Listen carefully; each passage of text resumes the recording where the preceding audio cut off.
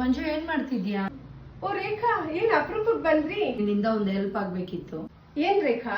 ಏನಿಲ್ಲ, ನಾನು ನಮ್ಮ ಮನೆಯವರು ಒಂದ್ 3 ದಿವಸ ಊರ್ಗ್ ಹೋಗ್ತಾ ಇದೀವಿ. ನಮ್ಮ ಅತ್ತೆ ಮಾವನ್ಗೆ ಹೊರಗಡೆ ಹೋಟ್ಲ್ ಊಟ ಇಷ್ಟ ಆಗಲ್ಲ.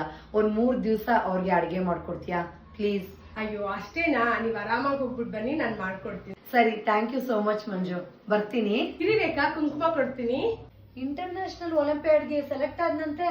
ಹೌದು ರೇಖಾ, ಕಾಂಪಿಟೇಷನ್ ಕಳ್ಸೋದಿಕ್ಕೆ ದುಡ್ಡು ಅಡ್ಜಸ್ಟ್ ಆಗ್ಲಿಲ್ಲ, ಅದಕ್ಕೆ ಕಳ್ಸಕ್ ಆಗ್ಲಿಲ್ಲ. ಹೌದಾ? ನನ್ನನ್ ಕೇಳ್ಬಾರ್ದಿತ್ತ? ಸಂಬಂಧಿಕರ ಮೇಲೆ ಅಷ್ಟು ಮಾಡದೇ ಇರೋದಕ್ಕಾಗತ್ತಾ?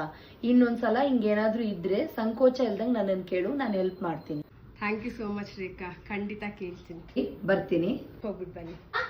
ಮಾ, ಇವತ್ತು ನನ್ನ ಫೀಸ್ ಪೇ ಮಾಡಿಲ್ಲ ಅಂತ ನನ್ನ ಕ್ಲಾಸಿಂದ ಆಚೆ ಹಾಕಿದ್ದಾರೆ. ಒಂದೆರಡು ದಿನ ಕಾಲೇಜಲ್ಲಿ ರಿಕ್ವೆಸ್ಟ್ ಮಾಡ್ಕೋ ಐಶು, ಕಟ್ಬಿಡ್ತೀನಿ. ಇವತ್ತು ನನ್ನ ಫುಲ್ ಕ್ಲಾಸ್ ವೇಸ್ಟ್ ಆಯ್ತು, ಅಟೆಂಡೆನ್ಸ್ ಕೂಡ ಕೊಡಲ್ಲ. ಏನಾದ್ರೂ ಮಾಡ್ಕೊ, ನಾಳೆ ನನ್ನ ಫೀಸ್ ಕಟ್ ಅಷ್ಟೇ. ಸರಿ ಆಯ್ತು, 2 ದಿವಸದಲ್ಲಿ ಕಟ್ತೀನಿ. ಯಾರೊಂದು ದುಡ್ಡು ಕೇಳಲಿ ಈಗ?